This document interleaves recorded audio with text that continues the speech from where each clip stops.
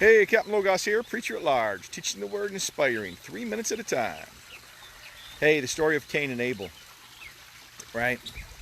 So, they gave offerings to God. God didn't take pleasure in one and not the other. Cain gets all ticked off because his was the one that God didn't take pleasure in. Don't want to focus on the sacrifices today, but I want to focus on what God said right before Cain killed Abel. And he told Cain, hey, look, if you do well, your countenance will be changed. If you don't do well, sin lieth at the door. Its desire is for you, but you must master it. You must master sin. He's telling Cain that he must master sin. So the struggle is going on in Cain, right?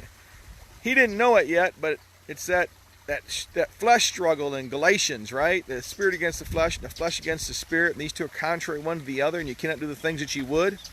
Yeah, he's battling that, doesn't know it, because it hasn't been written yet, but that's what he's battling, right? He's battling sin. He's battling his flesh. And God tells him, hey, look, do the right thing. Because if you don't do the right thing, sin lieth at the door, and its desire is for you. Now, unfortunately for Cain, he didn't have the help of the Holy Spirit yet. The Holy Spirit had not been released and poured out as we have it today. So the good news for us is the message is still the same. If you do well, your countenance will be changed. If you don't do well, sin lieth at the door, and sin's desire is for you.